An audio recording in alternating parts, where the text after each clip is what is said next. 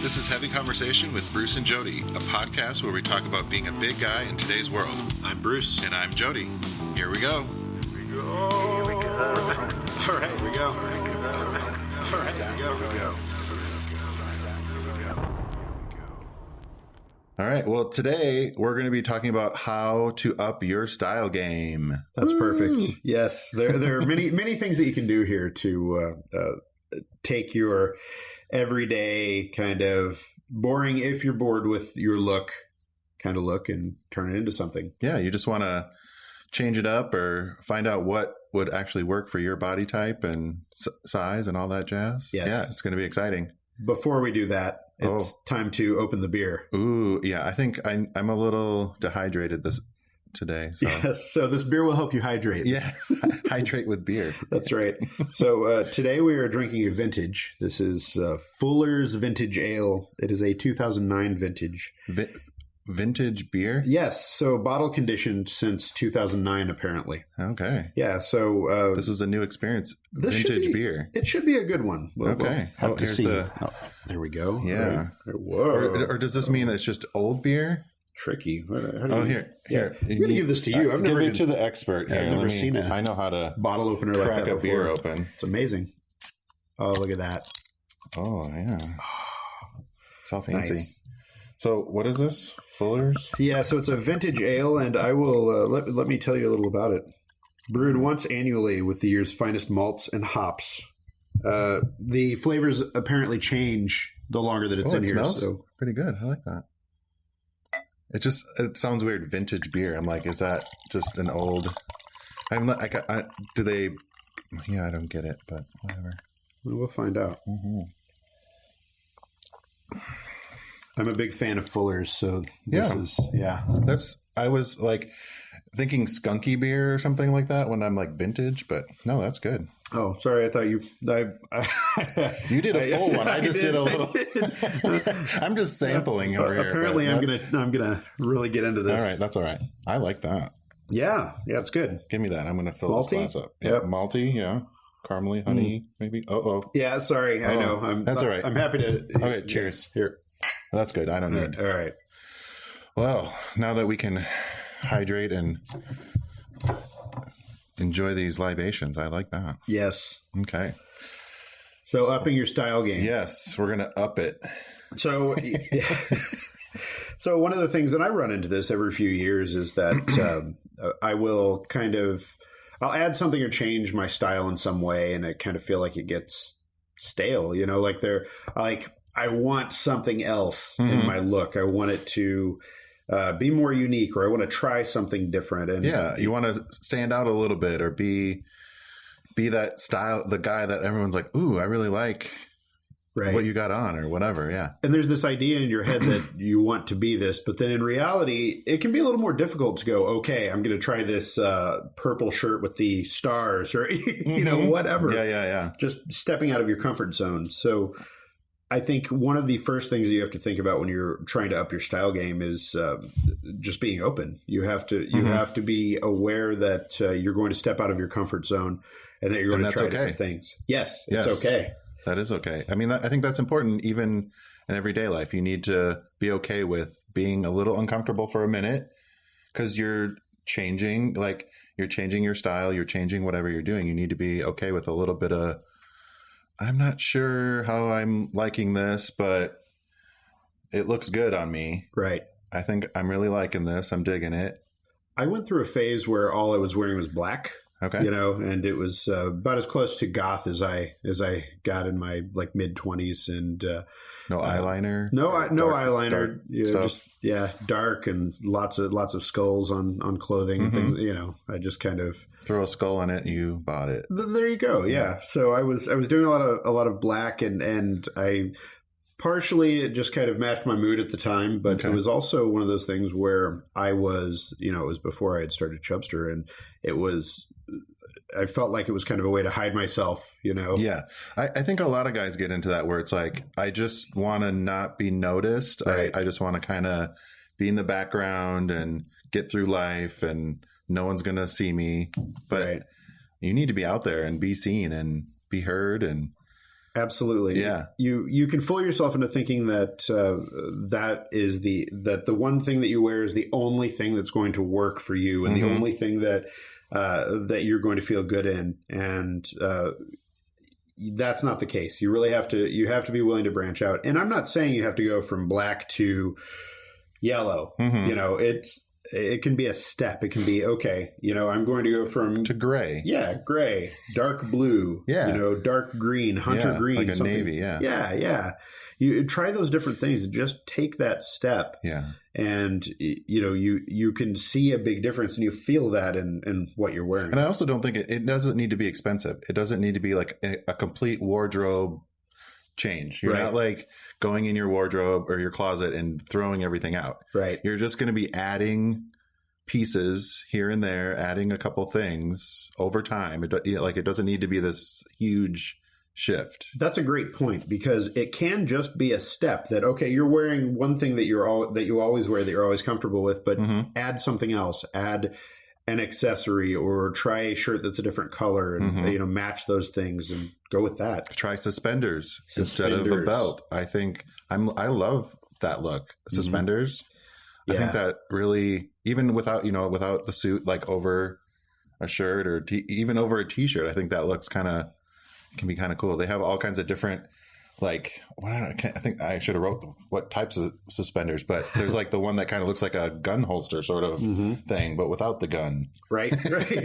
Yeah. You know, where it just has two on the sides. I love that are on the side. So it's not on the front where it's like your belly kind of felt like, but I love suspenders. I think they look great. Yeah. And you can get the kind that clip on, and that means that you don't have to necessarily commit to having buttons sewed into all of your pants. Oh yeah. No, I don't. Yeah. I don't do the button ones. I like the clips. Yeah. And that's something else to remember, is that when you are a bigger person, accessories can be your best friend. Yeah. So there are so many things that you can mix and match and add to your look to kind of give it something else, because it's very easy to get stuck in jeans and a t-shirt or shorts and I don't know, a polo or you know, these things that are the big guy uniform. Yeah, the uniform. Yeah. Right. I also think that the accessories they need to be a little bit bigger, like a bigger watch or like a bigger tie maybe, or if you have a pen that you have, make it a nice fancy pen, like that has like some weight to it. That's really, you know, not just a Bic. I Make like it that. Nice.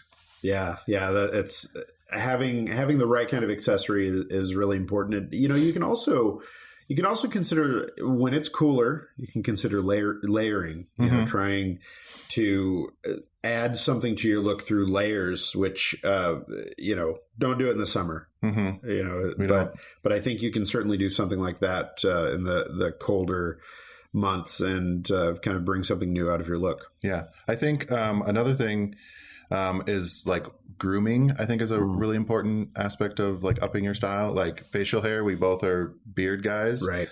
And like keeping it tidy, keeping it neat, keeping, you know, your neck trimmed up. You know, if you have a full Santa beard, keep it, you know, shape it a little bit, or have a professional barber, you know, do the trim and a whatever it's called. I can't even think of cutting a shaving a haircut. Whatever. Anyways, yeah, just keep it trimmed and nice. Like, I think that is really important. It is amazing how big of a difference shaping your beard can make. How it can totally change your look. You know, I now, you know, probably not the best time for this, but a horror story about getting my beard trimmed. I went into a place and the guy's like, "Okay, so you need a haircut. You also want me to trim your beard?" And I'm like, I don't know. I mean, a little. I know. New places, I never. In hindsight, like, can you just not? I'm scared. Yeah. So one wrong move and you. Yeah. So this guy made the wrong moves, and you know, I've got a round face, so my beard is a little longer in the bottom around my chin, and he cut that off and made it round. So I had a very round face with a very round beard. It's not a great look for me. Yeah. So if you're going to let someone trim your beard, make sure that you know exactly what you want. Have pictures. show those things, or try it yourself. I mean, I generally, my wife is a stylist, so she does most of my beard and hair trimming. Nice. Yeah. But, be so lucky to have a professional in the house. Totally. It helps. It helps. She's begrudgingly willing to do that. So she does women's hair mostly. So it's been over the years that we've been together, she's kind of figured out how my head is shaped and where my hair goes and all of that. So, but, I'll trim it myself sometimes just to kind of get, if it gets curly on the side or does something like that. Yeah, I try to take out the wideness, like keep it not so fluffy or poofy or whatever. That is a great tip. Just the sides, like leave the bottom. Mm-hmm. I wish you could see my hand movements, but keep the sides like not so wide because my face is a little wide, whatever. Right. Keep it trim. Right. On the sides. If you keep it trimmed on the sides, then it elongates your face. Yeah, it makes it longer. Yeah. But if you do go to someone, I'm always like, I want the guy with a beard to trim my beard. If you don't have a beard, you can't touch my beard. The guy with no facial hair is probably not the one. I'm like, can you get that guy over there to come over here and work on my beard? Right. So, I get nervous. Yeah, grooming is a really big thing. It is one of those things that, whether you're doing your beard or getting your hair cut or even skincare, just things like that. I use SPF face stuff. I'm a ginger, so I'm always like sunscreening it up all the time. Right. I think that's like an important thing on your face all the time. I have combination skin where sometimes it is, I know, I was like, what is that? Well, combination skin is apparently sometimes dry, sometimes oily. And it has been a pain for me trying to find something that I can put on, especially because the things that I put on my face will get shiny. A lot of them have some kind of shine. Yeah. I recently found this kind of 3-part process. Oh, wow. You get fancy. I know. I decided to up my game and do that. Let's hear it. What, you got 3 steps. Yeah. I don't want to continue looking like a mummy and having my skin dry out and get all crazy. So I thought, okay, here's what I can do. So I've got these 3 steps, and I actually got these 3 things from Kiehl's, which is not a place I would normally go because, I didn't really want to spend that much on the process, but they had smaller options. I gave it a try. One is some kind of oil that's like a cleansing oil, which sounds like to me, I'm like, wait a minute, cleansing oil? That just sounds isn't that what they used to, like the gladiators used to do that? They would clean themselves with like olive oil, I think. Really? Yeah. Wow. Well, so I guess there's precedent for this. So I picked this up, and it's the first part that I put on. You put it on and it kind of absorbs in. Then there is a toner, and with the toner, I mean, it's basically getting a bunch of the crap off your face. Okay. It feels pretty good. It takes care of a lot of whatever the second step is. It kind of takes some of the oiliness off of the oil and gets your face where it needs to be. And then the third one that I'm using, I don't remember the exact name, but it's something like rare earth minerals, some kind of. It is the actual like cream, like face cream, and it is a matte. So I put it on and there's no shine, and it's amazing. And I've never had anything like that before. Everything I've had is either shiny or too oily. Or or as soon as I get sweaty, it's a horrible mess. This stuff has been really good, and I've been really impressed with how it's made my skin feel and all of that. So, that is something that it also helps. And it's one of those things where it's kind of like self-care, that is part of your style. It's part of your personality and taking care of yourself in that way. And if you do that, then it kind of leads into, okay, I feel good about the way my skin looks. Yeah, it's all about, those foundation steps to make you feel good. Take a couple minutes. I get up the last minute that I possibly can to get ready in the morning or whatever, but take a couple minutes, do your beard, brush it, comb your hair, get it all good.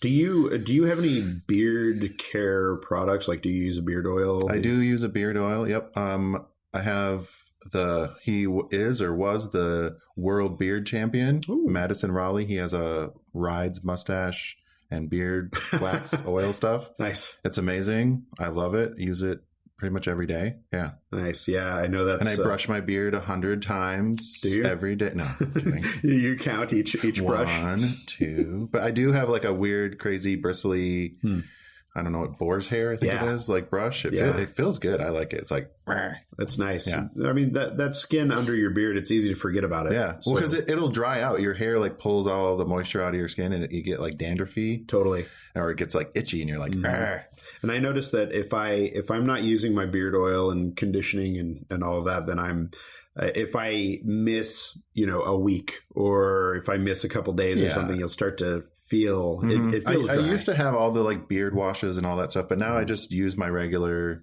shampoo and stuff like that. I think I was a little crazier when I was like, my beard's getting longer. I need to really, and I was like, I don't need all that special stuff. Right. But the beard oil, I think for me was really important. Yeah. Yeah. Yeah. I think your grooming and taking care of yourself in that way is such a big part of your style. Mm-hmm. As far as kind of changing it up, I find that trying different things that, for me, I'm looking at style as, okay, I've got this specific style. How do I take it up? So that doesn't always mean that you're looking at,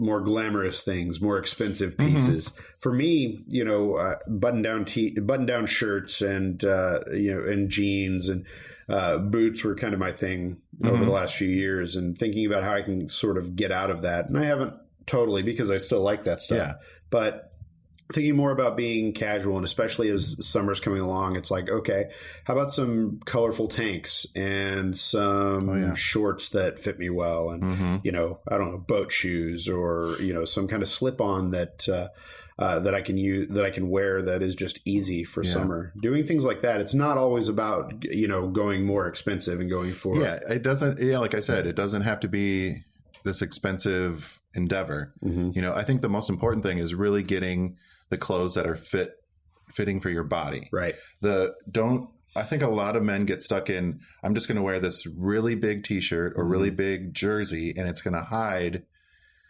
all my rolls or whatever. It's going to hide my belly. Right. Well, I think it does the opposite. It just draws attention and you kind of look almost sloppy. Mm-hmm.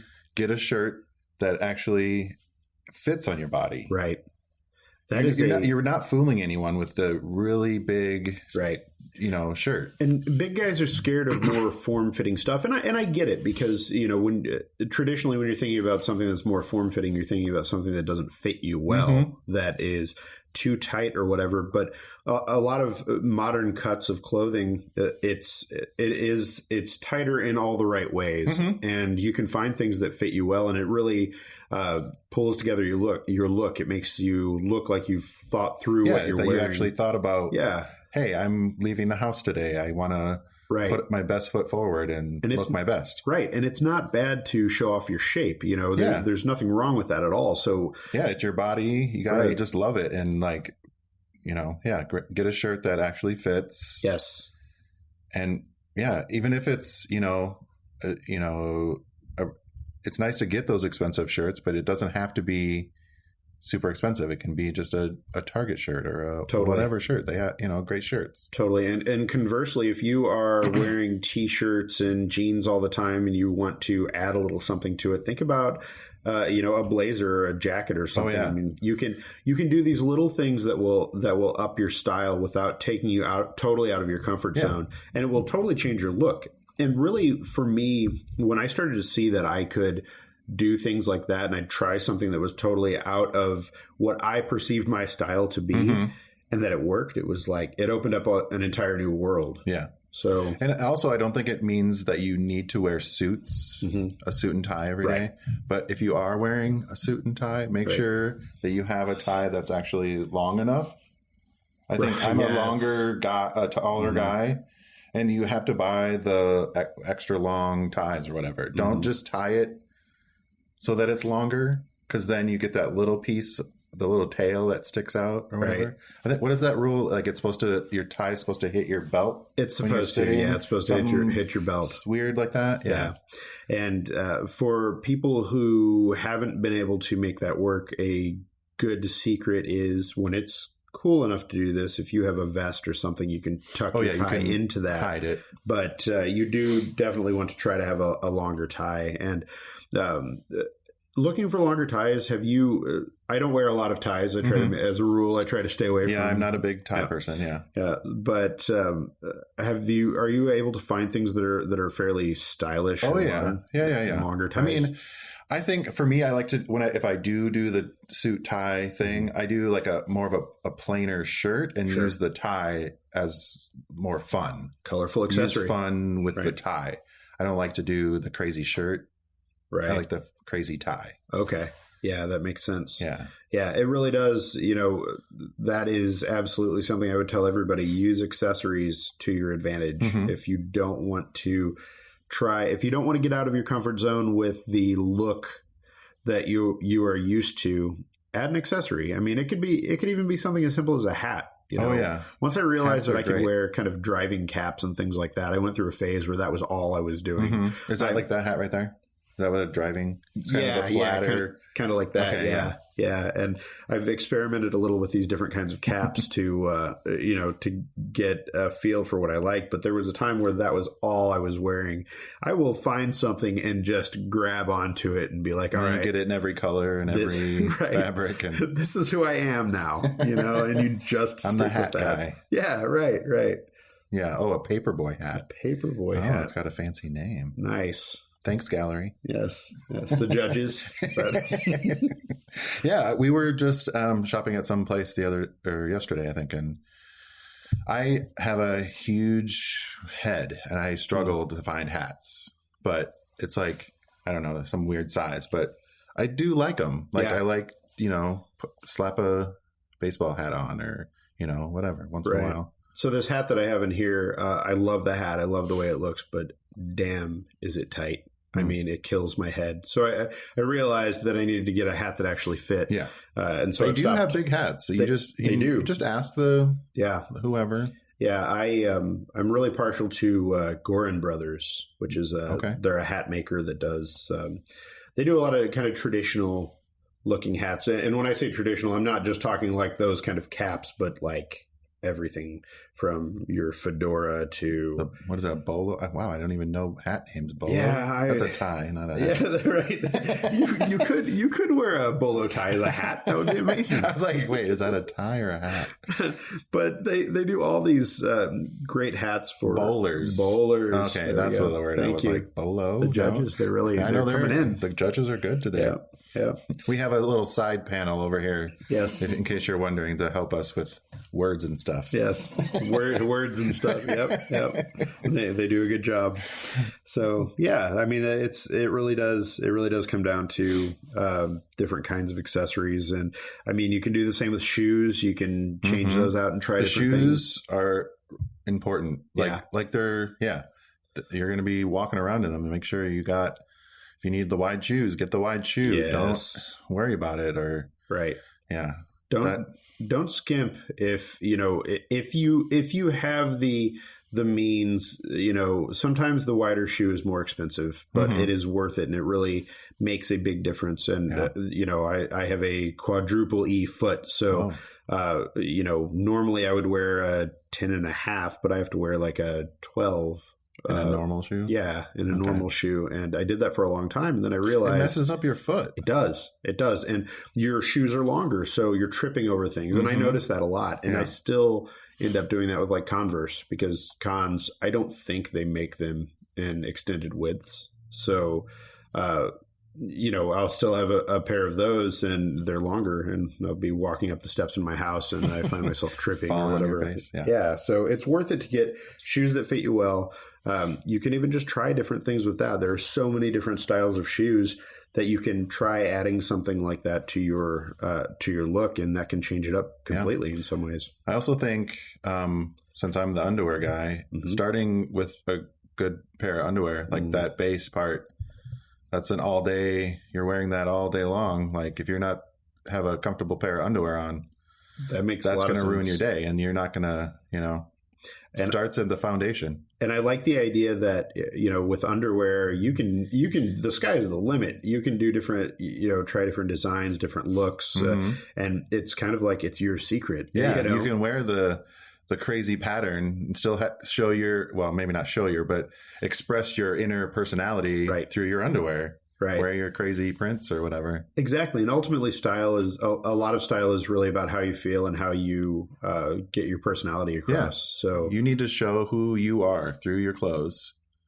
And that means not the same thing every day. Right. Like maybe it is a t-shirt today, but maybe, let's throw a blazer on that and really switch it up today. I'm feeling great about that today. I love it. So the moral of the story is, it's the little things. Take baby steps, try little things, try something new and different, and you might be surprised. Yeah. Make sure that it's actually fit for your body. It doesn't, not slim fit or tailored, like whatever you want to call it, slim fit, tailored. Right.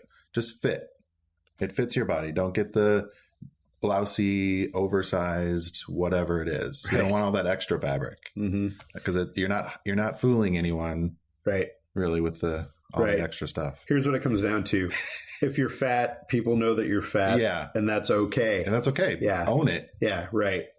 Be the stylish big fat guy or whatever. Yeah. Totally. Get something that fits you, that looks good on you and makes you feel good, and don't be afraid of things that are a little more form-fitting. And form-fitting doesn't have to mean constrictive. It doesn't have to mean something negative. Don't try to change your body. Right. Work with your body. Yes.